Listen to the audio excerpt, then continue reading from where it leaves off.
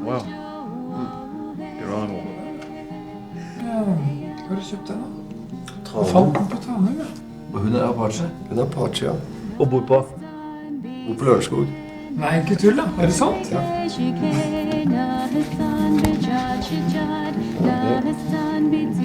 Det var litt gråkona, men.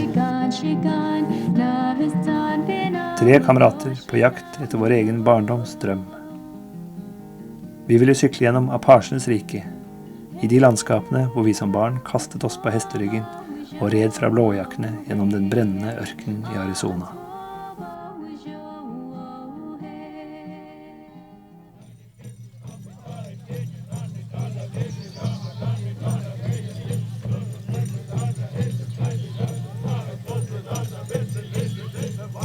Geronimo!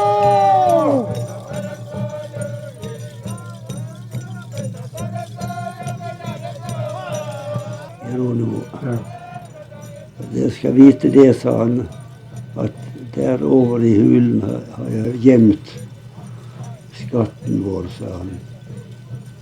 Så ingen skal kunne vite og finne den.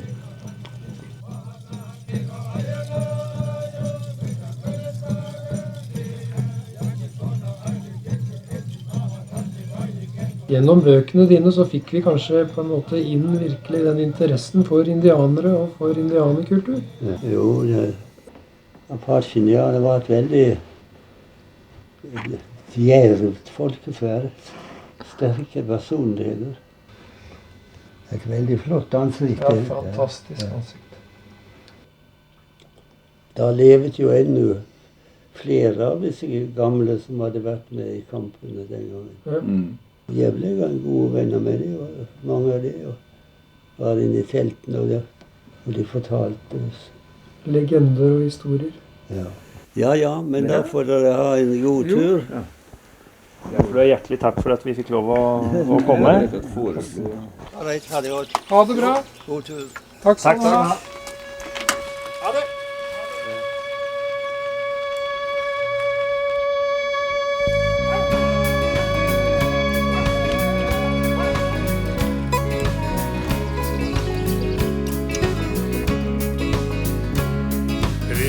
Over havet på en tordenfø.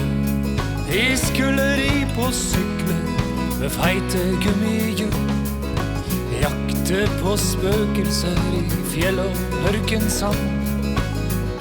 Dypt i hjertet av Geronimos land. Reservatet White Mountain gav oss en støkk. Ville Apache kjørte pick-up-trøkk. Krigerne slåss med ny medisin. Loven i handa og datamaskin. Vi rir gjennom drømmer, vi rir gjennom sang. Vi rir, himmelen står i brann. Vi rir til vi stuper, en mann er en mann.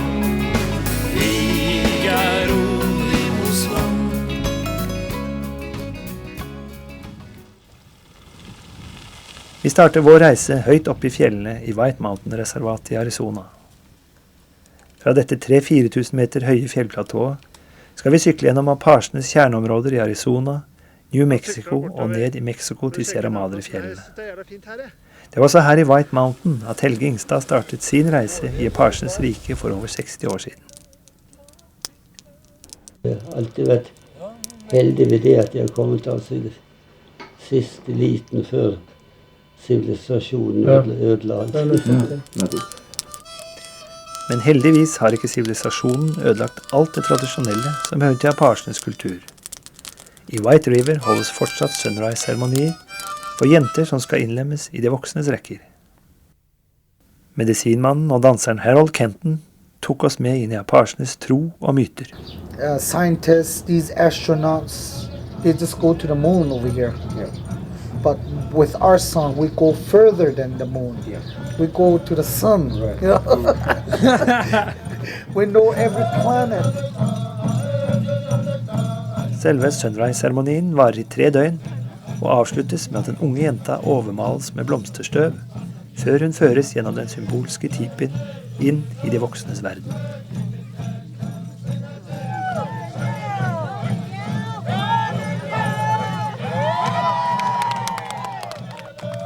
When I pray, when I sing, the songs that I sing, I sing about the stars, the dipper, the North Star. That's what I sing about. People from there. I pray to those people up there, the stars. And they're the one that, give me the vision. I can pray anywhere. I can go to, up in the mountains and pray over there. When I pray, I talk to God Himself. I said, not a white man talking for me.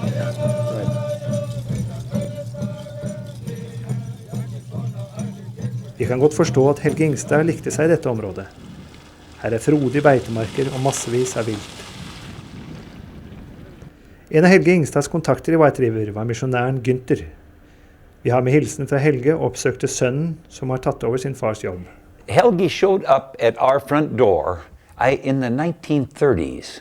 Would that have been about 35, 36? Yeah, 36, I think. Yeah. Anyway, so Helge stayed here for quite a while, and he spoke to many of the older Indians. In 1936, we still had some older Indians when Helge was here. So Helge stayed here, and then he left here, and he went south into Mexico. And from what I understand, he was always a day behind them. He would get to the fire, and there would still be warm embers or so, because they were so afraid. Well, everybody hated the Apaches. The Apache War is the longest war the United States ever fought. It lasted 40 years. It didn't end until 1886. Geronimo was not a chief. He was a renegade medicine man, but a brilliant military strategist. When Geronimo surrendered in Skeleton Canyon, north of Douglas, General Crook realized he could never catch Geronimo fighting conventional warfare. So he enlisted friendly Apaches, Coyoteros, these are our Apaches, to be scouts. And the head of the scouts was a tall, handsome young man by the name of Alchese. And he fought with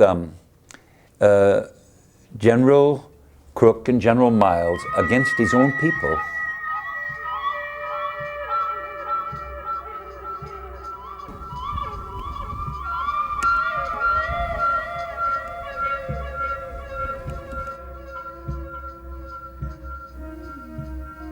Fort Apache var general Crooks hovedkvarter i White Mountain-området. Apachene så på Crook som en seig og uforsonlig kriger, men en mann som alltid holdt sitt ord. De ga ham navnet Namtan Lupan, høvding Grå Ulv.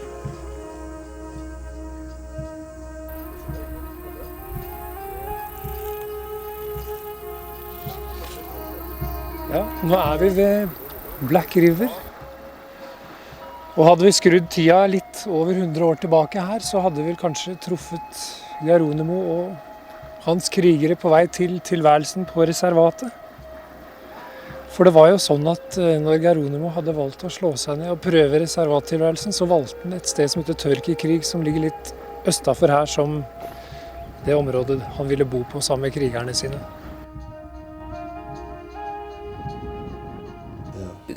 Geronimo omtales som høvding. Geronimo var aldri høvding. Det var Nachi som var høvding. De to reiste sammen. Men Nachi, han hadde et handicap. Han hadde ikke hatt noen visjon. Og du kan liksom ikke være helt leder uten å ha hatt en visjon. Men Geronimo hadde jo hatt sine visjoner. Så det var jo Nachi og Geronimo som opererte sammen og utfylte hverandre på slutten, før de endte i fangenskap. Geronimo og hans krigere ble aldri lenge på reservatet. Nedverdigende behandling, mangel på respekt og brudd på avtaler gjorde at Geronimo brøt opp gang på gang og flyktet sørover gjennom dette landskapet.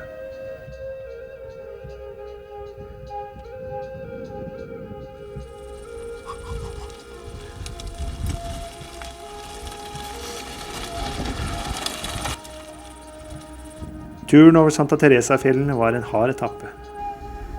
Vi var på vei gjennom et øde område mellom San Carlos og Aravaipa Canyon. Her inne må også apasjene ha tillatelse for å ferdes, og landet er stengt for hvite, fikk vi høre i ettertid. Dårlige kart og umerkede stier og kjerreveier ga oss et par tøffe dager. Stykk her.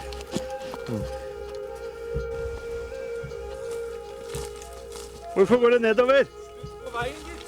Dead End Street. Tilbake igjen? Få litt sånn ekstra bakketrening på morgenkvisten.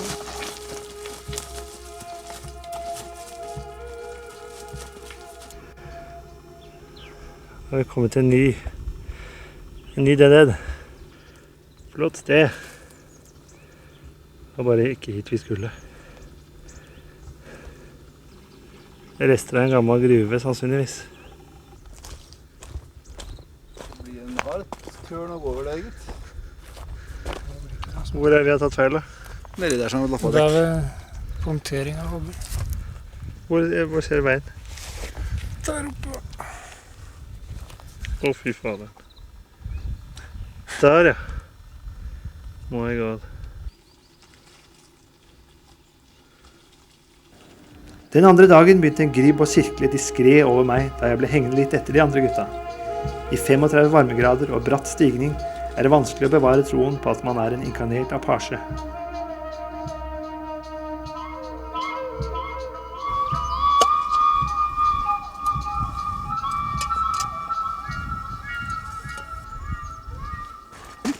Det er broken 43. Tequila. Veldig godt. Solen går ned.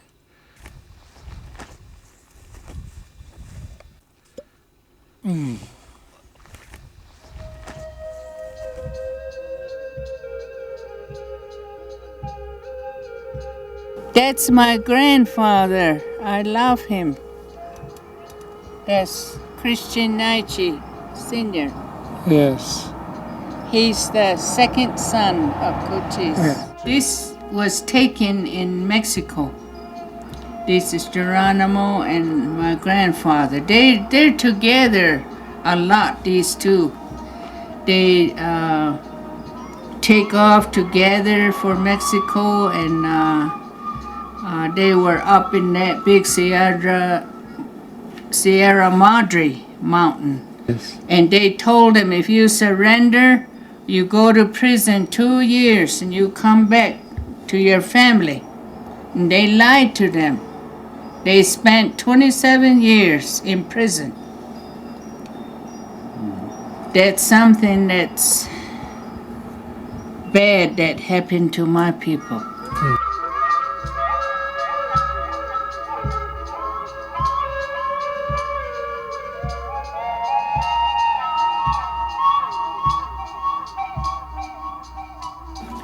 And this is when they were going to take him to Fort Marion in prison. Florida, yes. In prison. And this is Geronimo, my grandfather, and up here is my grandmother. Okay. That house in it. What's in it? This She. one. Yes. Yeah. Her har vi Geronimo. Her har vi Nachi. Der har vi en mann som ganske mange i Norge kjenner uten å kjenne, men det er i hvert fall en som kjenner veldig godt, og det er Helge Ingstad. Han heter Edvin Janocha, og Edvin Janocha, det var jo en av de som dro sammen med Helge Ingstad på jakten etter den tapte stamme, når de dro til Sierra Madre.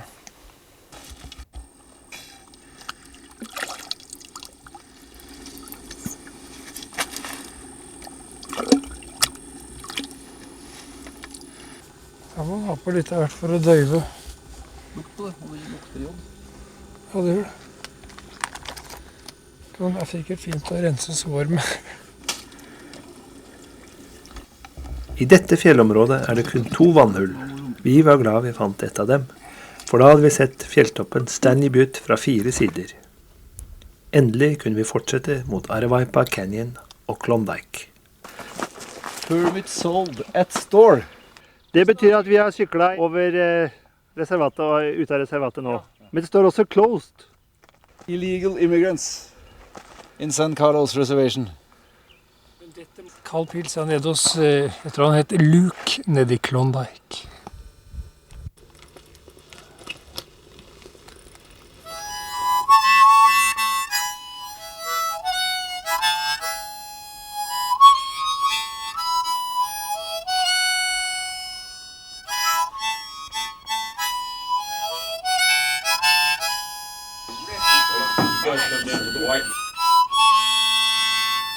Ved Arvaipa Canyon ligger den lille handelsstasjonen Klondike. Servering av mat og drikke foretas med stø og gjestmild hånd av Daniel Simons.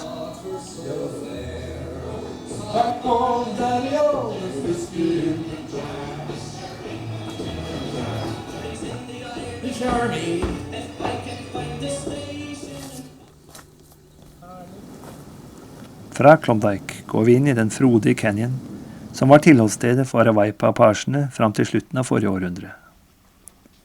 Et paradis med rikt dyreliv og med nok av klart kildevann. Vi var på fotjakt til den sjeldne ville bighorngeita, som det finnes noen eksemplarer av her. I jakttiden selges det kun 1 fellingstillatelse i året, og i år ble den solgt for $285 000, eller ca. 1,5 million kroner. Geronimo!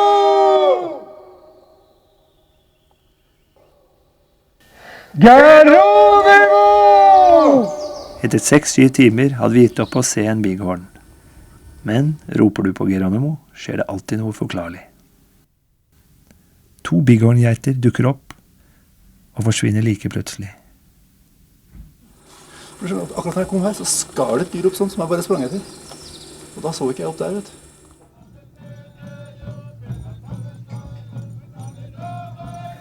I 1881 ble 108 Arvaipa-apasjer, hovedsakelig kvinner og barn, massakrert her i Arvaipa. Denne udåden ble gjort av en lynsjemobb på 150 hvite fra Tucson. 29 barn ble tatt til fange og solgt som slaver i Mexico.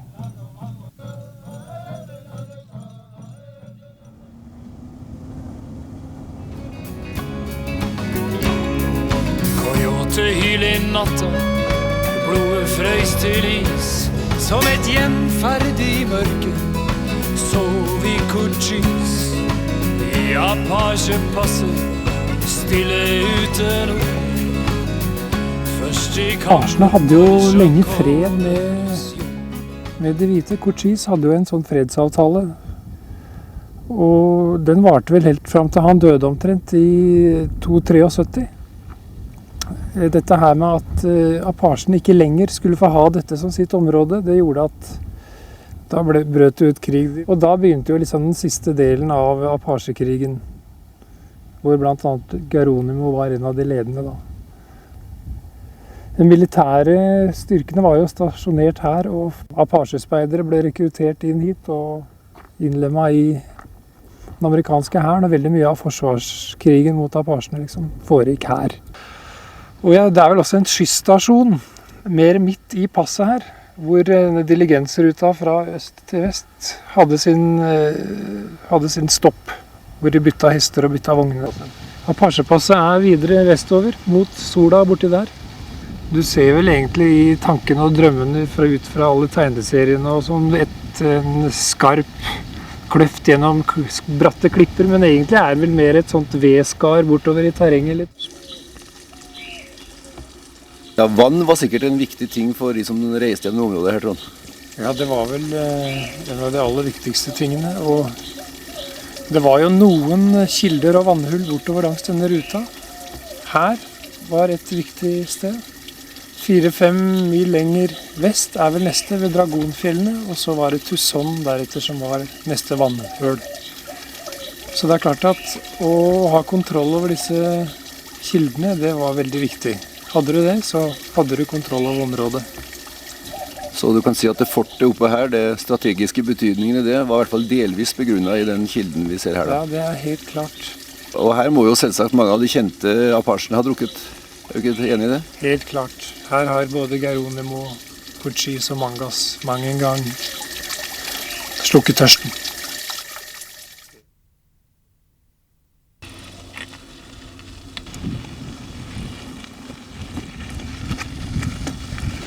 Her i dette landskapet har det utspilt seg mange dramatiske episoder i apasjenes historie. Det var også hit Geronimo ble ført da han overga seg for siste gang i 1886. Det Geronimo, ja. Med sånn jakke og... Ok. Det kan jo kanskje være. Det er masse kalderister her. Her med høvding Naiche, som han 2 år tidligere hadde flyktet sammen med fra reservatet i San Carlos. Nå gjensto bare fangenskap for de 2 store krigerne og deres folk.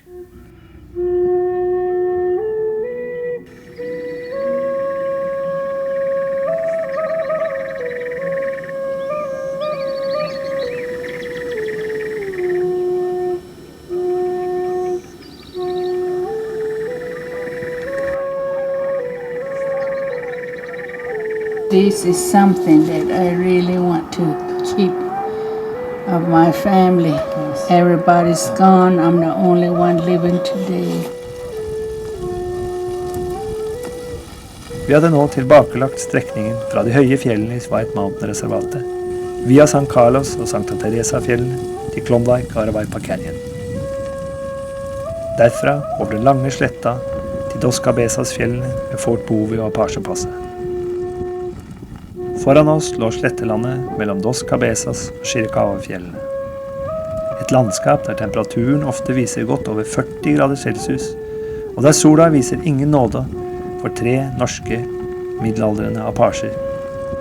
Vårt neste mål på reisen var den legendariske byen Tubeston, Chiricahua-fjellene og derfra over grensa til Mexico og opp i de enorme Sierra Madre-fjellene, der Helge Ingstad jaktet på det siste ville apasjene. Gjennom sand, vi rir, himmelen står i brann. Vi rir til vi stuper, en mann er en mann. Krig er ord i Moskva.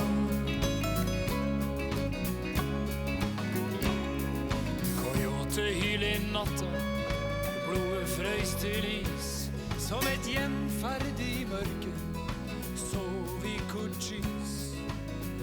Apache passer stille ute nå. Først i kampen for sjokkolenes jord. Vi kom til Tombstone.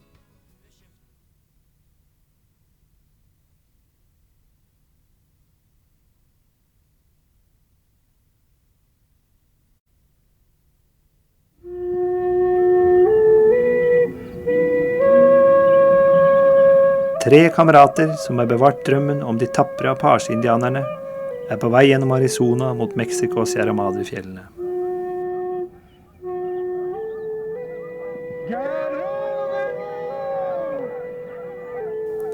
En sykkelekspedisjon i de landskapene der den store Apache-krigeren Geronimo og hans folk kjempet for over 100 år siden.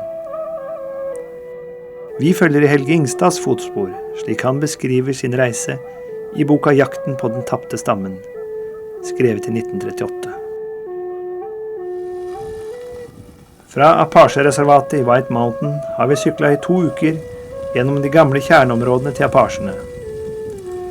Nå har vi nettopp forlatt Apache-passet og gitt oss i kast med den store sletta syd for Dos Cabezas-fjella i Arizona.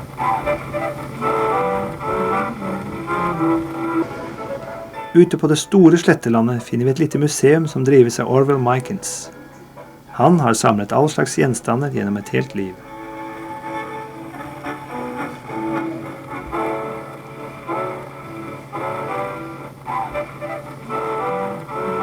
En Chevrolet Bel Air 1956, diverse patroner fra indianerkrigen, og selvsagt bilder av Geronimo, her med 2 av hans 9 koner.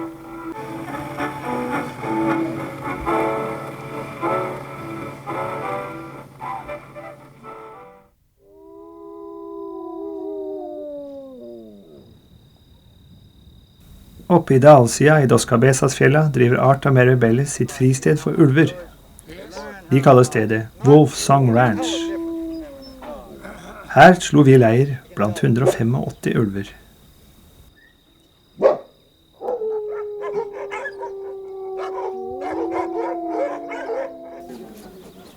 Hos Art og Mary kan du fjernadoptere din egen ulv for $100. Og er du heldig, har den kanskje navn etter en stor apasjekriger. Geronimo!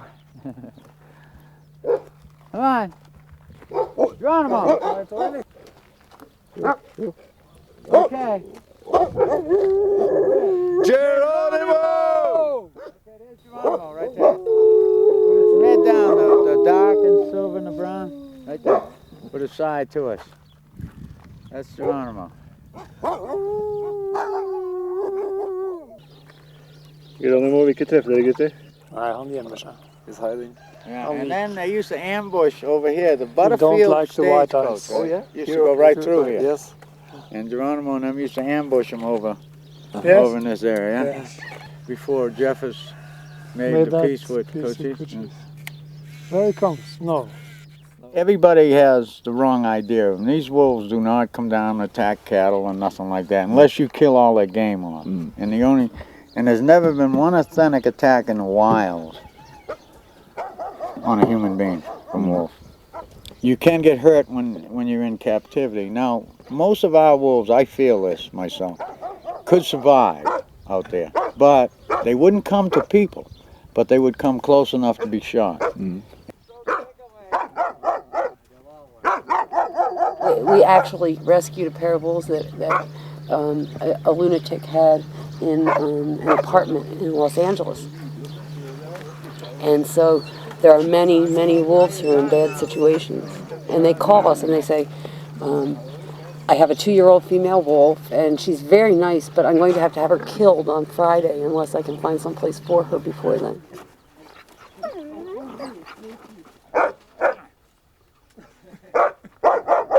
Having a wolf or one of these wild animals is a lifetime commitment. A lifetime commitment.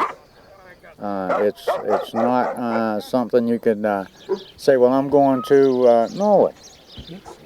I'm going to put this wolf in a kennel. When he come back, he's going to be dead or starved, or won't eat, or he's going to hurt someone.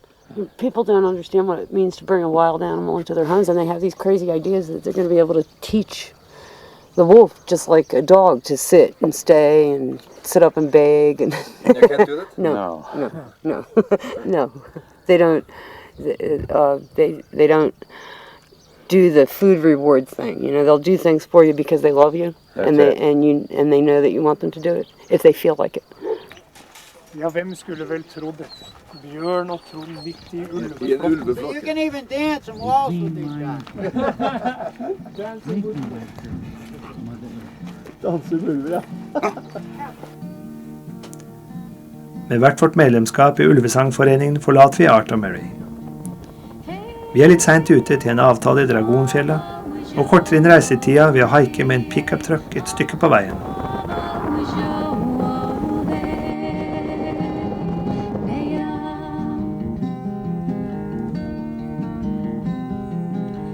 Cochise Stronghold var Chiricahua-apasjenes best beskyttede tilholdssted. Hit kom ingen hvite frivillig, andre enn Thomas D. Jeffords, som ble venn med høvding Cochise.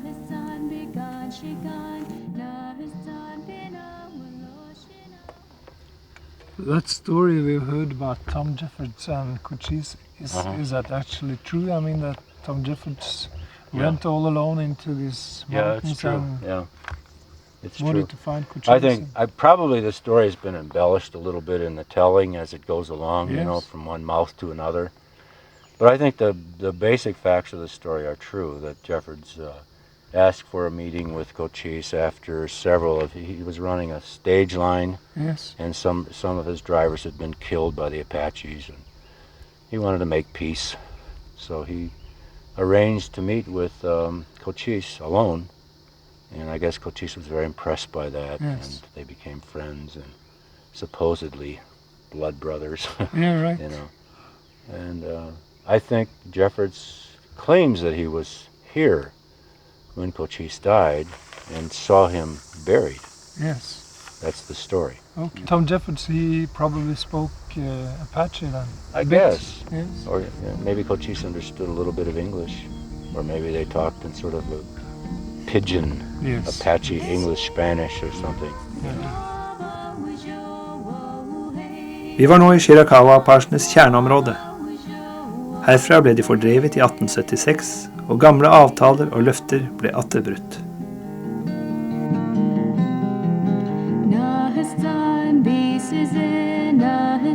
Turen over Dragonfjella var offroad-sykling av den alvorlige sorten. Men i løpet av en dag kom vi oss over til vestsida og besøkte den gamle apasjerådplassen Council Rocks.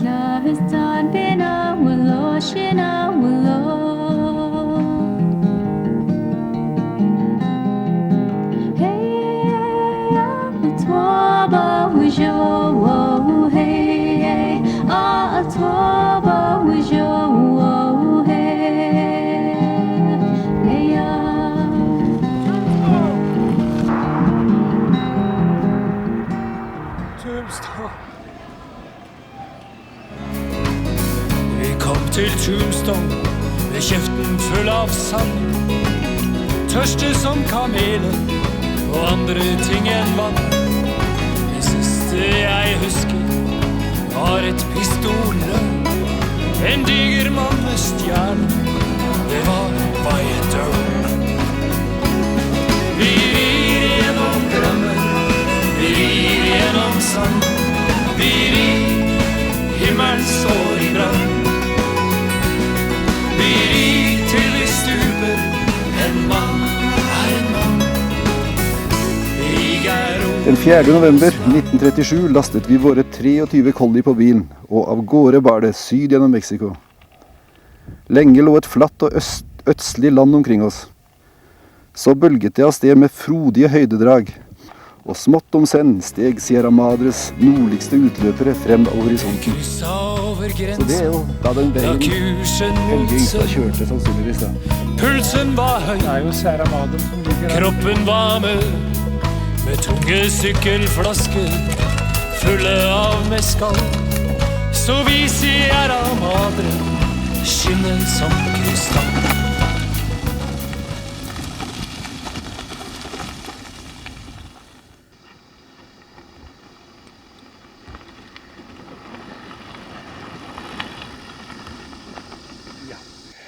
Straks var vi inne i et land så vilt som overhodet mulig. Det var de beryktede Sierra Nakori som vi nå dro igjennom.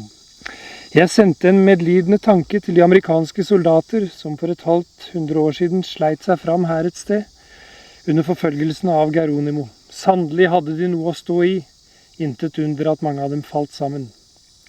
Dype slukter gjennomskar fjellene på kryss og tvers. Dypt nede mot vest bredte seg lavlandets bølgende fjellrekker, som i sydøst dannet en flat gryte, og der var det landsbyen Nakori Chico skulle ligge.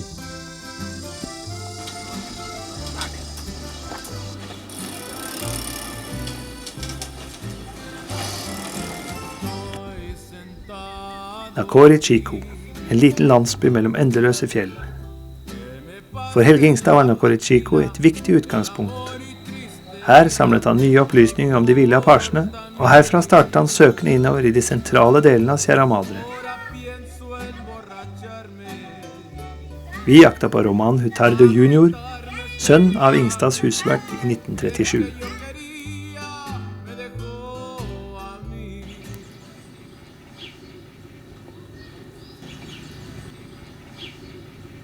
Apache India. Ajá. Sí, él andó en la sierra ahí, mi papá. Sí. Ramón Hutardo var bare 10 år den gangen Helge Ingstad var her for 60 år siden. Han husker godt at faren og Helge Ingstad red sammen opp i fjellene på jakt etter de siste ville apasjene. Ramón husker også Bui, en liten apasjejente som ble fanget i fjellene og adoptert bort til noen amerikanere. Hun døde i Los Angeles for et par år siden. Y una otra hombre así que se llama Mora, un indio Isidro Mora. Isidro Mora, correcto. Llanosa es un viejo compañero de Geronimo. Geronimo. Sí. Fiendskapen mellom apasjen og meksikanerne i dette området stikker dypt. Geronimo. Sí, el apache. Ay, mi papá. Ramón Hutardo senior var sjøl en gammel apasjejeger. Så sent som i 1931 hadde han vært med å drepe 4 apasjer i fjellet øst for Nacore Chico. Apasjene ble skalpert, og skalpene ble sendt til Sonora. Prisen for skalper var $100 for en mann, $50 for en kvinne og $25 for et barn.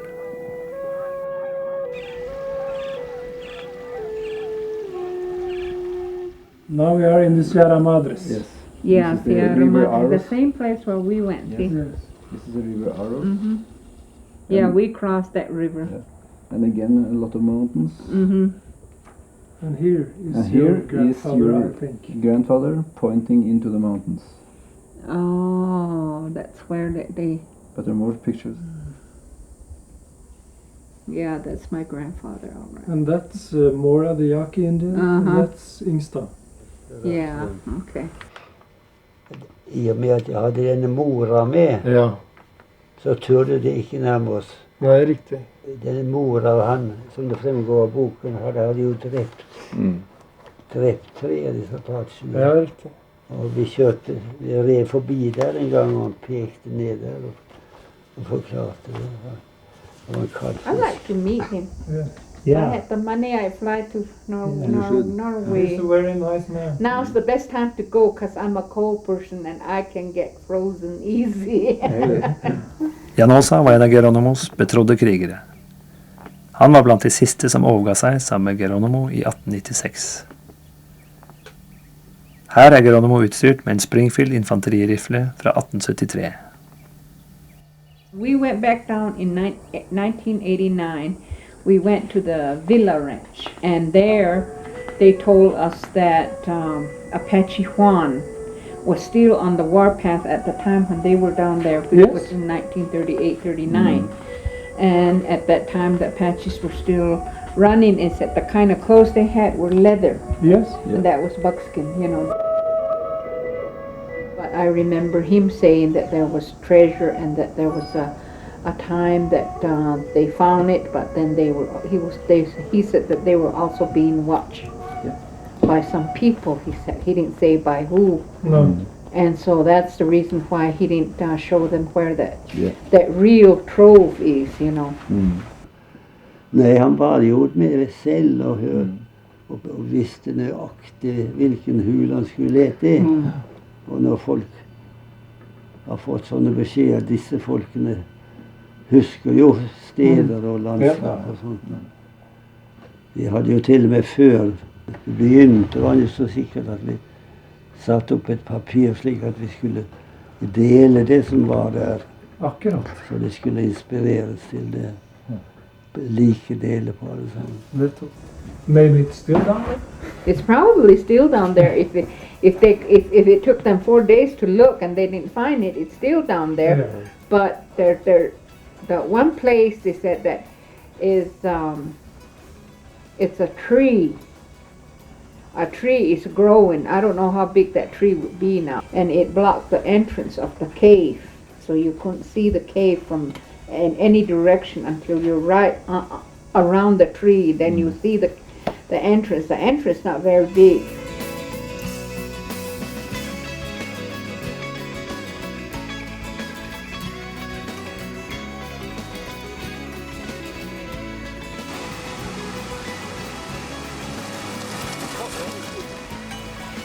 Vi trengte nå dypere og dypere inn i det vakre, øde og ufremkommelige Sierra Madre. Kanskje Helge hadde rett. Vi skulle brukt muldyr her inne.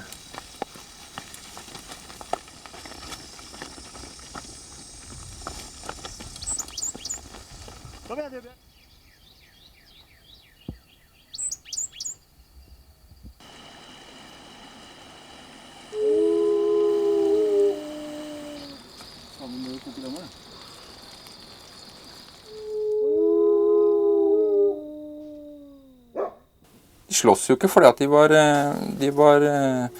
at det var så rasende festlige. Men det var så lenge det er skuddpremie på dine egne barn, spedbarn, der er det klart at da har du ikke mye valg. Hærene var jo på tusener av mann som jaget disse flokkene, og disse for som en vind gjennom ørkene og opp i Sierra Madre. Og de fikk ikke ram på dem i det hele tatt, ennå det var langt under legene. Så. Og så til slutt da oppe i Sierra Madre så måtte da han overgi seg. Geronimo til slutt.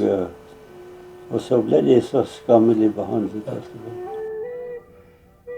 De berømte bildene fra mars 1896, der Geronimo overgir seg til Captain Crook i Canyon de los Embudos i Mexico.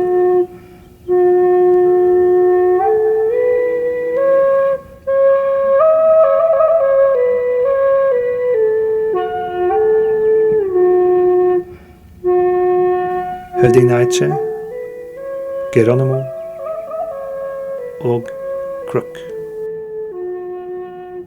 Etter enda en kort periode i frihet i Sierra Madre valgte Geronimo og Naiche å overgi seg. Atter en gang trodde de på de hvites løfter, og atter en gang ble de forrådt. Løftene om 2 års fangenskap ble til 27 år. Geronimo skulle aldri få vende tilbake til sitt hjemland, Apashenes land. They put all the Chiricahua people up there. They came here in 1913. After 4 years after Geronimo died, they released all these people from prison, my people.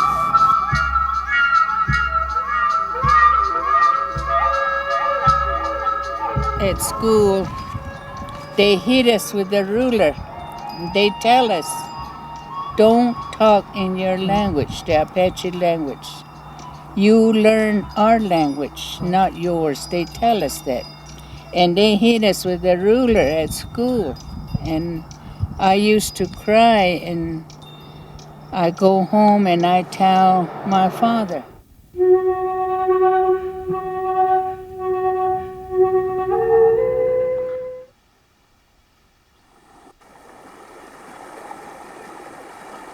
Vårt leirliv ved en kildeklar elv i Sierra Madre er en sterk kontrast til Apashenes kamp for livet i disse fjellene.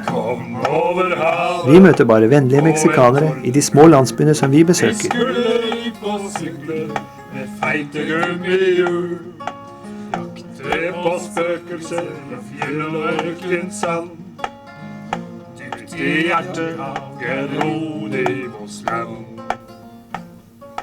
En mann som aldri har kunnet reise i disse områdene, er Geronimos sønnesønn, Robert Geronimo. Han er fortsatt uønsket av de meksikanske myndighetene. It's down in Geronimo's stronghold, way up in the Sierra Madres. Did you know Llanosa? Yeah. Yeah. I saw him, yeah. Robert Geronimo har sterke likhetstrekk med sin bestefar, og også han får føle hatet fra de hvite. Han opplever trusselbrev og sjikanering, fordi han bærer Geronimo-navnet. Some of them write their name down, you know. Yes, how it feels to be somebody that killed people, you know. Robert Geronimo føler hatet så sterkt at han lever et tilbaketrukket liv, i en tid da mange andre apasjer drar på pilgrimsreise til Sierra Madre-fjellene.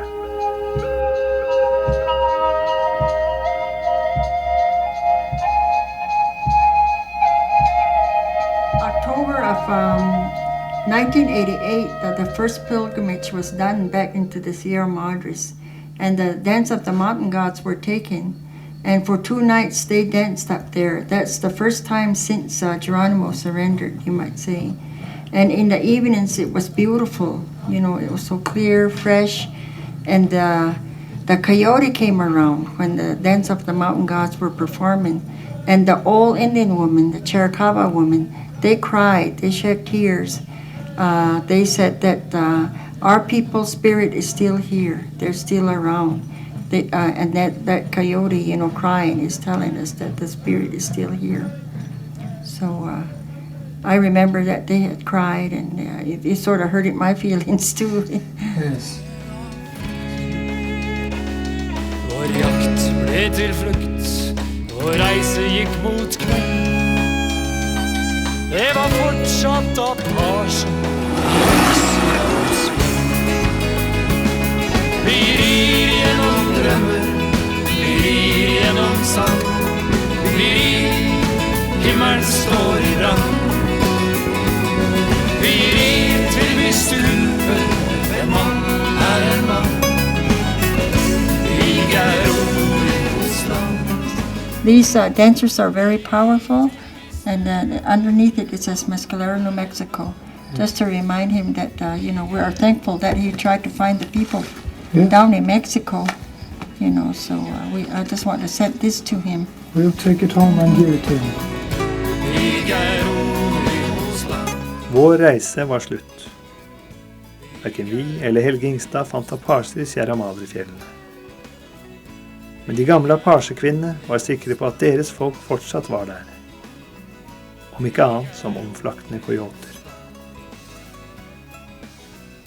At det fortsatt var ville apasjer i fjellene da Helge Ingstad lette i 1937 og 38, det nå ingen tvil om. Det ble bekreftet av apasjer som senere kom over grensa til USA, så sent som i 1940-åra.